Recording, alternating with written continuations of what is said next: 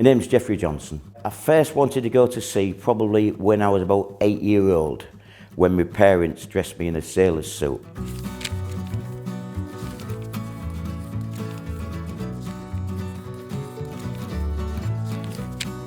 Very excited, I thought, because all I wanted to do was get to sea. When I was at Trinity House, and I used to walk down Whiteford, and I saw all these fishermen in the trawler outfits and going in the shops and buying new suits and clothing, and then going in the local pubs, and you knew there was fishermen. I thought, I want to be with there as quick as possible. Not fishing.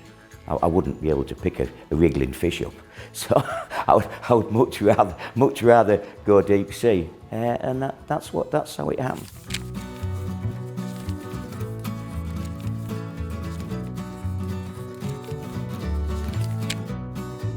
There was nothing else in my life.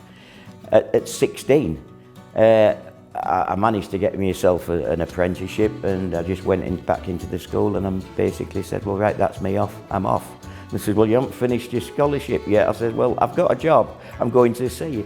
And they said, well, we don't appreciate that, you've got to do it illegally. I said, well, I'm off. And within 3 or 4 days later, I was away. I sailed on a ship which I'd previously worked on in my school holidays, and I was away. And then following that, it was long trips, all over the world. Well, I did a 16-month trip, started off in Hull, and went to the continent, maybe five ports in the continent. Then we went down to Aden. I'm going to give my age away a bit now. In the conflict, we took a few bits of ammunition and bits of stores and one thing and another to the troops in Aden.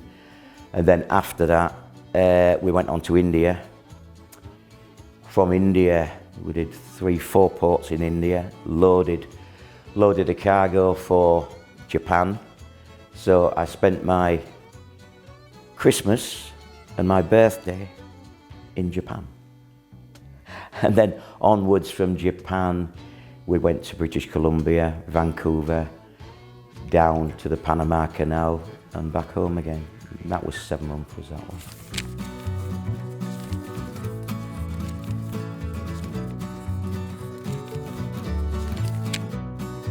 I have been on a ship what sunk.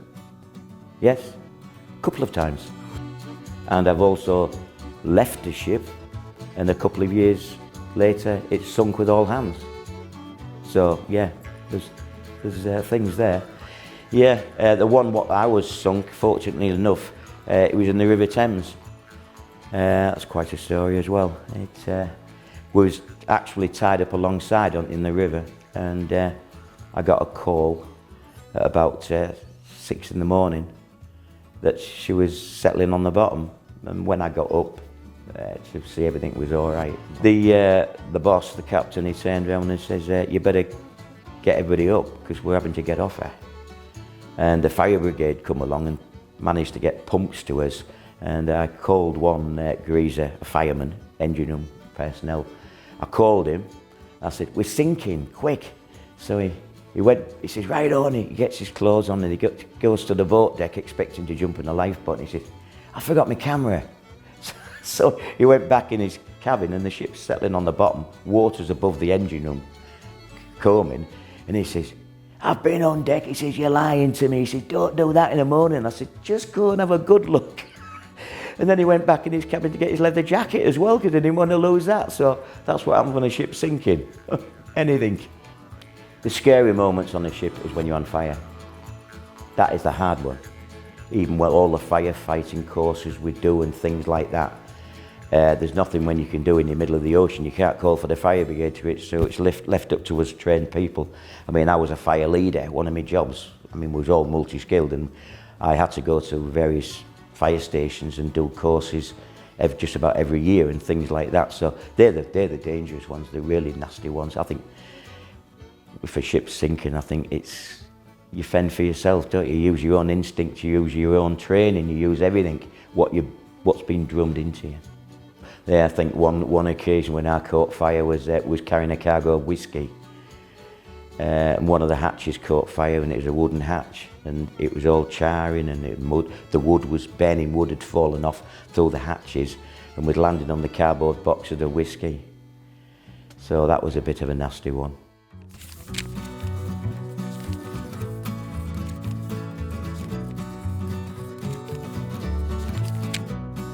I think I'll be a bit boring here. I think it's going to the foreign ports and seeing things, but that's the intention. I've been to places where there's been events on and things like that, and after the event, and I've seen like Olympic stadiums. I was in northern Spain for the opening of the Barcelona Olympics. Things like that, things that you can't replace.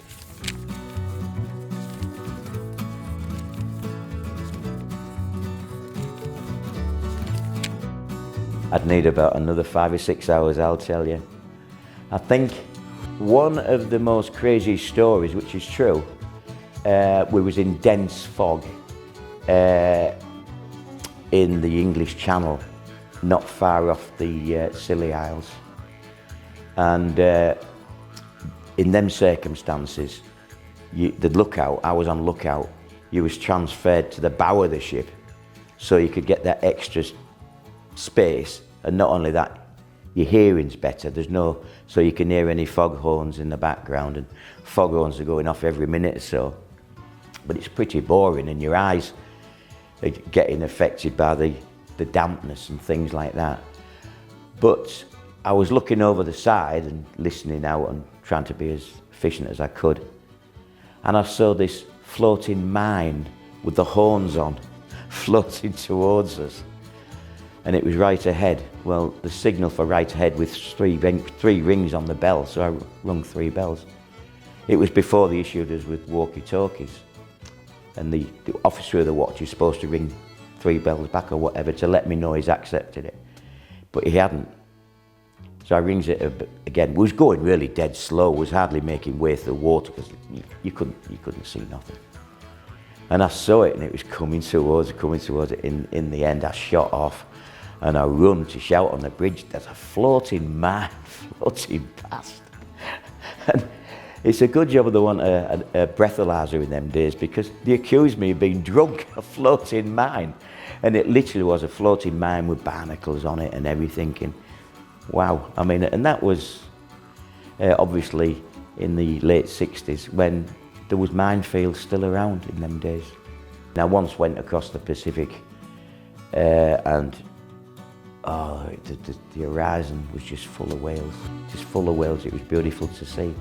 And then I went back maybe 30 years later, 40 years later, and you hardly saw a thing.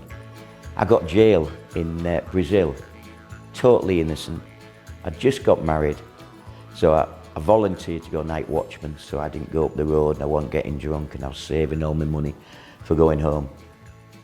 And I thought, right, one afternoon, I was on a night shift, I thought I'll go ashore till 7 o'clock, you know, so I went ashore about 4 o'clock or 5 o'clock, something like that.